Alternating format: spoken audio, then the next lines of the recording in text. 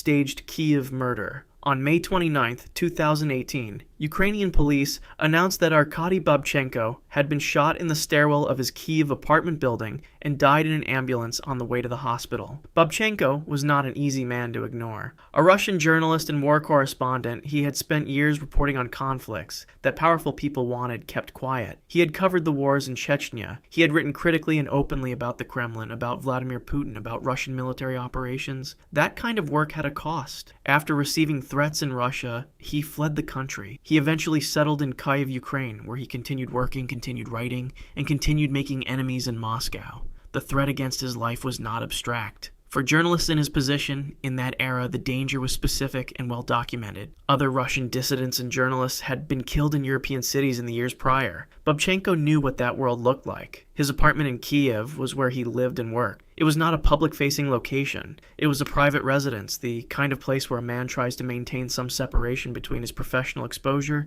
and the ordinary rhythms of his day.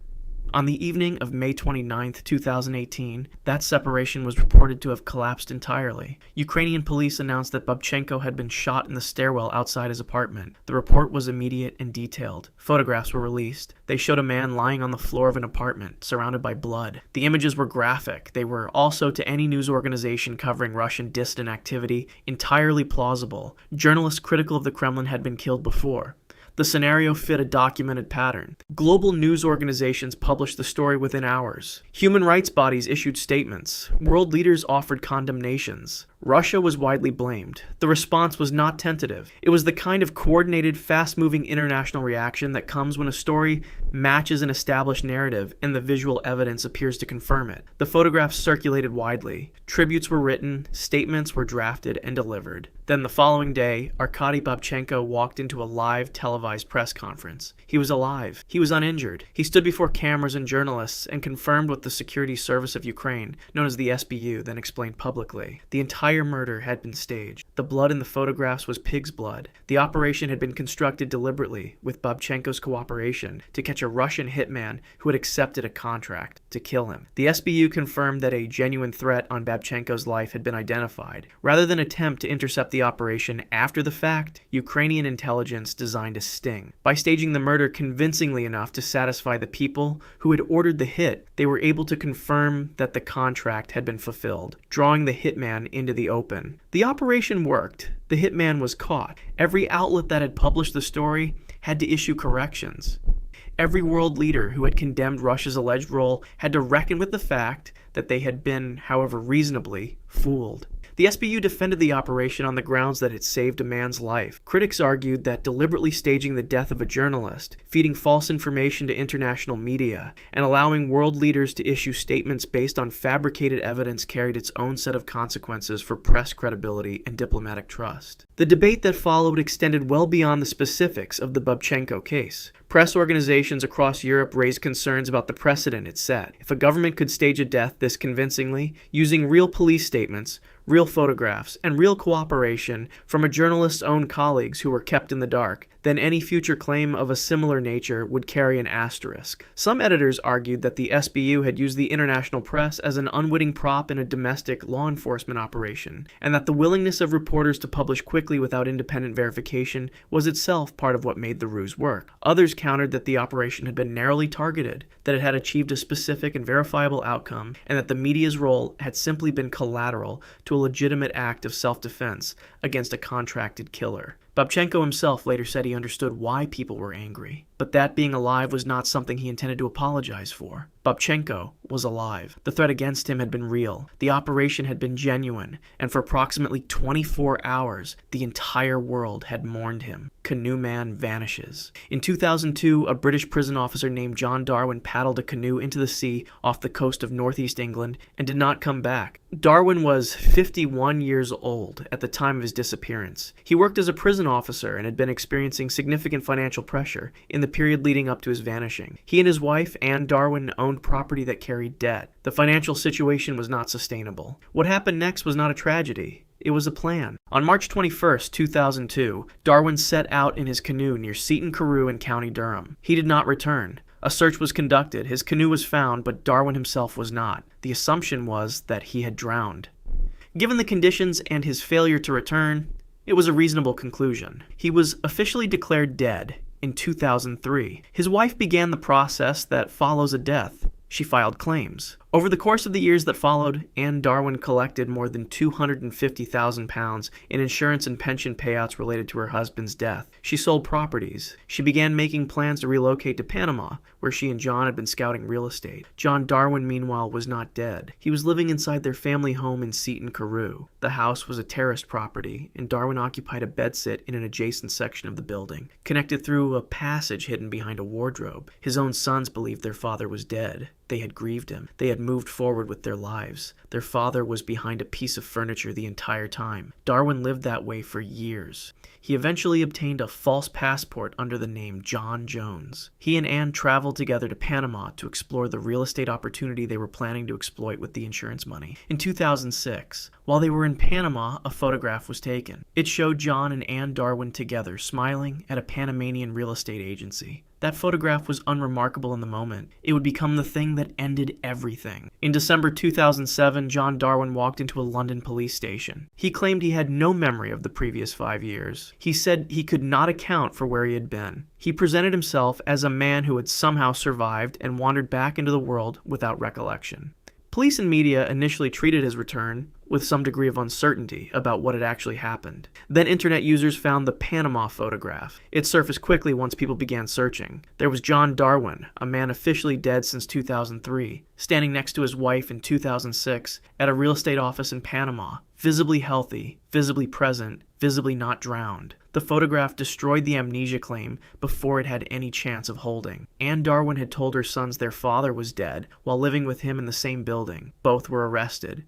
John Darwin was convicted of fraud and deception. Anne Darwin was convicted on multiple counts of fraud. Both were sentenced to prison. The canoe was real. The sea was real. Everything else was a performance that lasted 5 years and cost more than £500,000 before a single photograph found online collapsed it entirely. What made the case notable beyond the fraud itself was how ordinary the unraveling was. There was no forensic breakthrough, no informant, no confession under pressure. A member of the public doing a simple internet search turned up a photograph that had been sitting online in plain view, uploaded by the real estate agency itself as part of an unrelated listing. Nobody had hidden it. Nobody had needed to look for it specifically. It simply existed on the open internet, waiting for the right search terms to surface it, which is often how these schemes end. The lie does not require someone to actively hunt it down. It only requires that a single piece of contradictory evidence exists somewhere public, and that enough time pass for someone, anyone, to stumble across it. Market crash. No body. In 2008, an anonymous user posted a report on CNN's iReport platform claiming that Apple chief executive Steve Jobs had been rushed to the hospital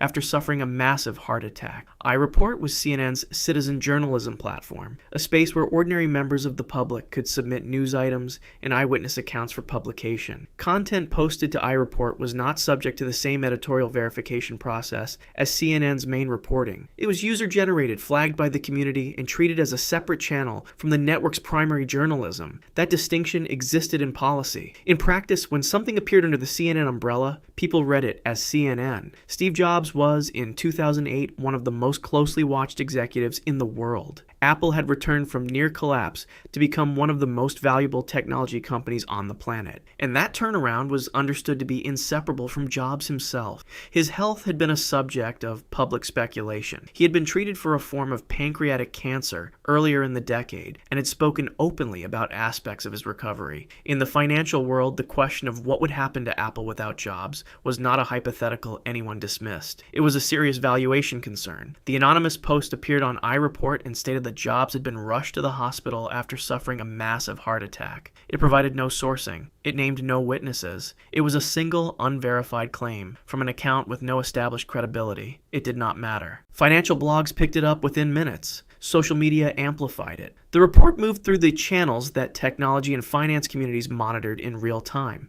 In the world of stock trading, where information advantage is measured in seconds, a report of a chief executive's sudden death does not wait for confirmation. It moves, and the market moves with it. Apple's stock price dropped nearly 10% in under an hour. The decline represented billions of dollars in market value erased, while a single, anonymous, unverified post from a citizen journalism sidebar circulated online. No official source had confirmed anything. Apple had not issued a statement. No hospital had been named. No family member had spoken. The Post was the only source, and it was enough. Apple issued a denial. Jobs was alive. The stock recovered. The anonymous poster was never publicly identified. The incident became one of the earliest documented cases of a single piece of fabricated online content causing direct, measurable financial damage to a publicly traded company. No charges were ever publicly confirmed in the provided record. No identity was ever established. The post was removed. The billions returned, more or less, once the denial circulated. But for the duration of that hour, the market had priced in the death of Steve Jobs based on nothing more than a paragraph from an unknown account on a user-generated platform. Hacked record label. In 2016, the verified Twitter account belonging to Sony Music posted that Britney Spears was dead. The tweet read, RIP at Britney Spears, hashtag RIP Britney 1981 to 2016. A second tweet followed, Britney Spears is dead by accident. We will tell you more soon. The account that sent those messages was not a parody account. It was not a fan account using a similar name. It was Sony Music's official verified account, carrying the blue checkmark that Twitter used at the time to confirm the identity of public figures and major organizations. Verification was the platform's mechanism for distinguishing authentic sources from imposters. When a verified account posted something, the intended signal was that the information came from who it claimed to come from. Britney Spears was one of the most recognizable names in popular music. Her career had begun in the late 1990s and had made her a global figure before she turned 20. By 2016, she had been a fixture of international celebrity culture for nearly 2 decades. Her fan base was enormous, spread across every platform in every country where pop music had an audience. When a post appeared on a major verified account announcing her death, that audience responded immediately. Millions of people saw the tweet and believed it. Tributes began accumulating across platforms within minutes. Among those who posted condolences was Bob Dylan, winner of the Nobel Prize in Literature that same year. The reach of the post extended well beyond Spears' core fan base. It touched people who followed Sony Music for professional reasons, people who encountered the post through retweets,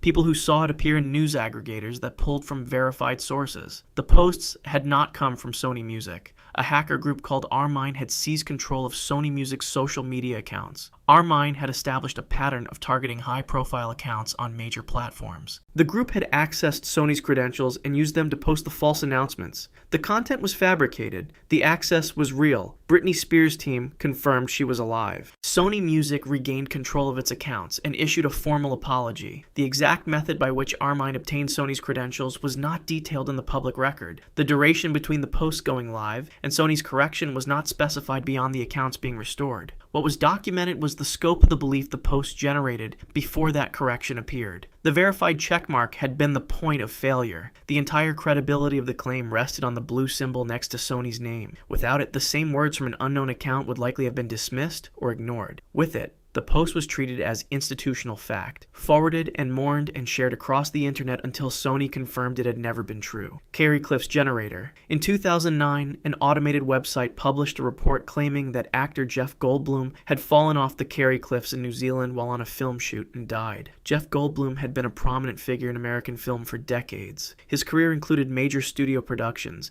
and he had become well known for a distinctive screen presence that made him recognizable across a wide range of audiences. By 2009, he was an established name in Hollywood, with a following that spanned multiple generations of filmgoers. He was also, on the day the report circulated, alive and nowhere near New Zealand. The Carey Cliffs is a coastal location in the Northland region of New Zealand, known for its dramatic scenery. It is a real place. The report used that specificity deliberately. A vague claim that someone had died somewhere unspecified carries less weight than a claim that anchors the event to a named, verifiable location. The Carey Cliffs existed. The film shoot it referenced did not. The source of the report was an automated fake news site generator. These were early tools in the digital ecosystem, platforms designed to produce convincing-looking news articles by populating templates with names, locations, and cause-of-death details. The output looked like journalism. It carried the structural markers of a news report. The dateline, the declarative headline, the brief factual-sounding body, without any of the reporting behind it. The name changed. The location changed. The structure stayed the same. The Goldblum version spread quickly. Tens of thousands of users posted condolences on Twitter. The speed of the spread and the volume of the response made it one of the earliest documented cases of a fully automated death hoax script going viral. There was no human author who had written a targeted piece. A template had filled in a name and a cliff and sent it into the world.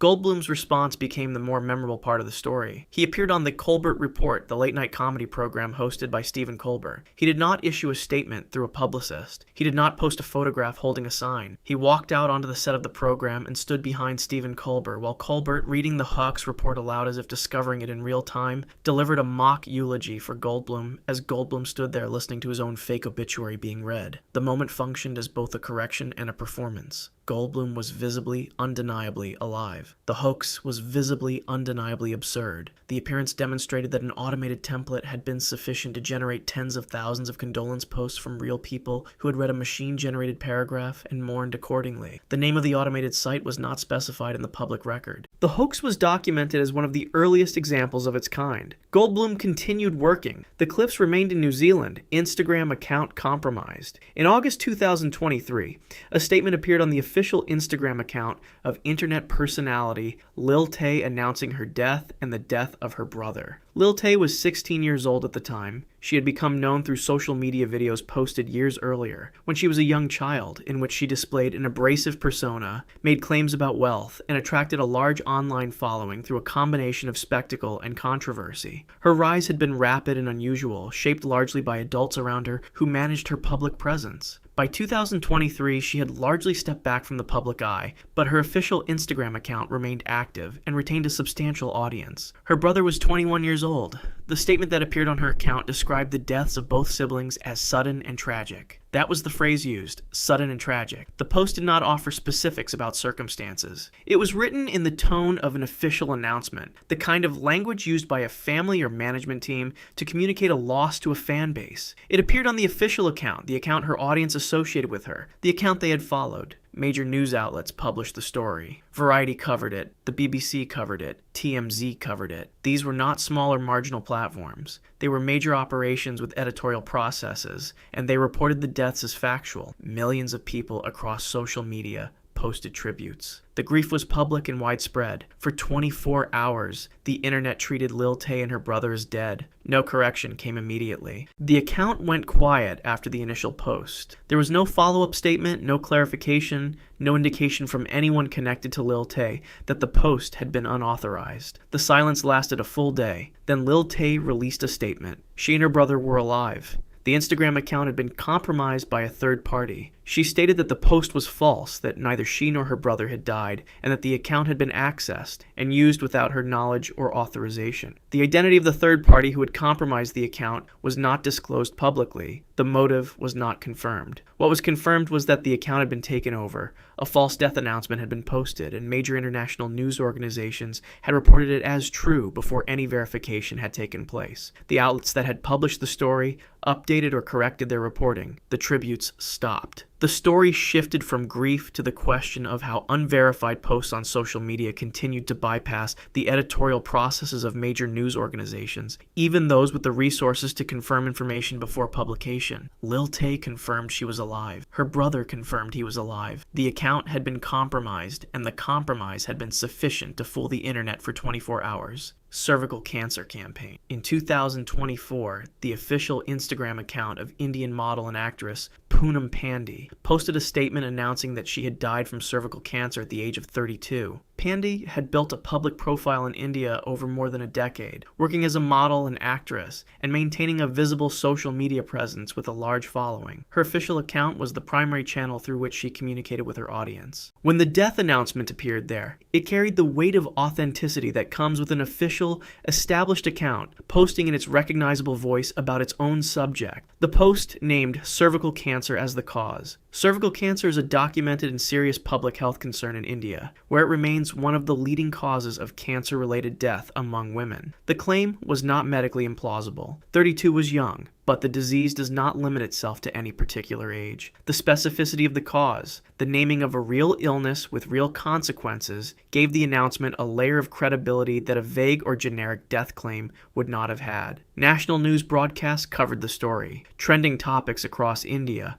were dominated by the announcement for a full day. The reach was not confined to social media. It moved through broadcast journalism, through outlets with editorial standards, through the channels that audiences associate with verified information. For 24 hours, Poonam Pandey's death from cervical cancer was treated as established fact across Indian media. Then, 24 hours after the announcement, Pandey posted a video. She was alive. She appeared on camera and confirmed that she had not died. She then explained what the announcement had actually been. The death had been staged. It was, she stated, a cervical cancer awareness campaign. The intent, as she described it, was to draw attention to a disease she believed was not receiving sufficient public attention. By staging her own death from that disease, she argued, she could generate a level of media coverage and public conversation that a conventional awareness campaign would not produce. The public response was not supportive. The backlash was described as massive. Critics argued that using fabricated grief to market a public health message was exploitative, that it manipulated the emotions of people who had genuinely mourned her, and that it undermined trust in both health advocacy and in the credibility of official social media accounts. The tactic was described widely as shock marketing, a strategy that prioritized attention over honesty. Medical professionals who work in cancer awareness were among the voices criticizing the stunt, arguing that a genuine scare followed by a reveal of fabrication risked making people more skeptical of legitimate health announcements in the future, not less, and that the long-term cost to public trust could outweigh whatever short-term attention the campaign generated. Pandey confirmed she was alive. The campaign generated the coverage she had sought. Whether the coverage served the cause it claimed to represent was debated publicly in the days that followed. Bon Jovi's Christmas tree. On December 19, 2011, a fake news blog published a claim that rock musician Jon Bon Jovi had suffered cardiac arrest in his hotel room and died. Jon Bon Jovi had been one of the most commercially successful rock musicians in the world since the mid-1980s. His band, also called Bon Jovi, had sold hundreds of millions of albums globally and maintained an audience that crossed generations and continents. By 2011, he was in his late 40s and remained active as a touring and recording artist. His name was instantly recognizable across virtually every market where popular music had reached. The fake blog post appeared without name sourcing, without attributed witnesses, without any of the structural markers of verified journalism. It claimed cardiac arrest. It named a hotel room as the location. It offered no further detail. In terms of its factual content, it was nearly empty. It did not need to be detailed to spread. The hashtag #RipBonJovi reached the #1 trending position globally on Twitter. Not in a regional category, not on a single platform segment, but globally across the entire network, above every other topic being discussed on the internet on that day. Fans flooded social media with tributes. The volume of response generated by a single baseless blog post carrying no verifiable information was sufficient to dominate the global conversation. Bon Jovi's response required no press conference and no publicist. He posted a photograph on Twitter. The photograph showed him standing in front of a Christmas tree. He was holding a handwritten sign. The sign read, "Heaven looks a lot like New Jersey. Dec 19th, 2011, 6 o'clock. The image required no caption. The date and time on the sign confirmed he was alive and had written it that day. The reference to New Jersey, the state he was famously associated with, carried a tone that matched the absurdity of the situation without stepping outside the facts. The photograph was the correction, the denial, and the statement all at once. The name of the blog that originated the post was not specified in the public record. The mechanism by which a single post on an obscure platform reached the #1 global trending position on Twitter was not analyzed in detail in the available documentation. What was recorded was the speed, the scale, and the simplicity of both the hoax and its refutation. Jon Bon Jovi was alive. The sign said so. The Christmas tree confirmed the date. Clone theory goes viral. Between 2015 and 2017, a theory that had begun on a Brazilian fan blog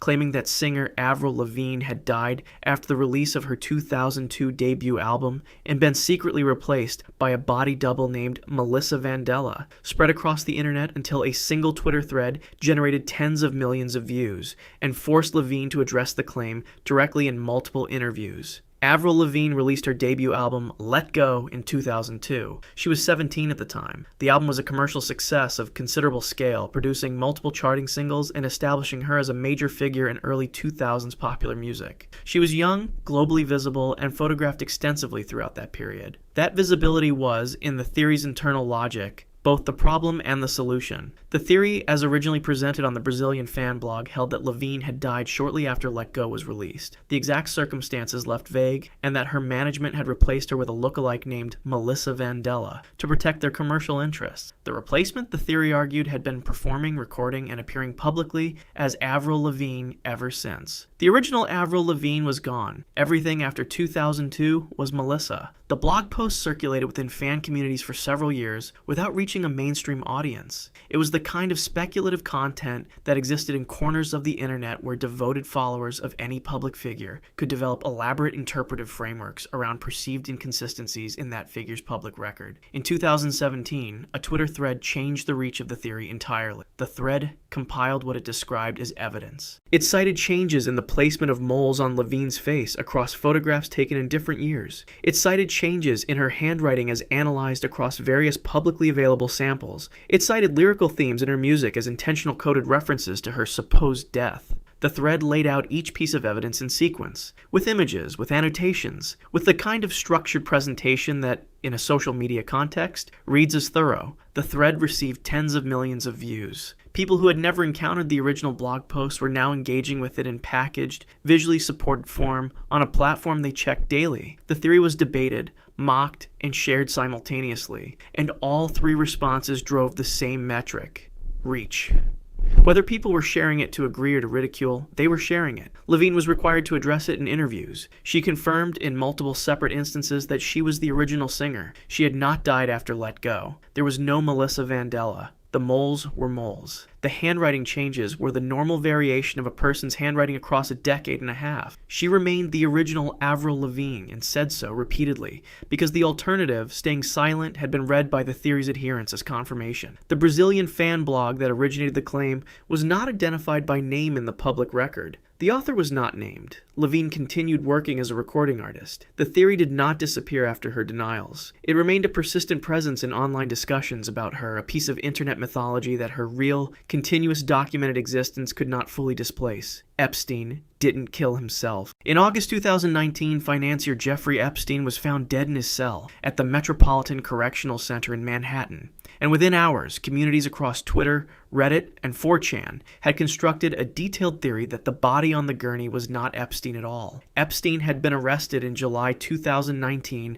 on federal charges related to the trafficking of minors. The case had significant implications beyond Epstein himself. He had maintained social connections with wealthy and politically prominent individuals across multiple countries over multiple decades. His prosecution was understood to carry the potential of additional revelations about those connections. His death, which occurred while he was in federal custody and awaiting trial, arrived at a moment of intense public scrutiny. The Metropolitan Correctional Center was a federal detention facility in Lower Manhattan. Epstein had been placed on suicide watch following an earlier incident in late July 2019, but had been taken off that watch prior to his death. The circumstances of his death, occurring inside a federal facility while under guard, generated immediate questions about how such an event had been possible. The official determination, reached by medical examiners and confirmed by FBI investigation and federal review, was that Epstein had died by self-unaliving.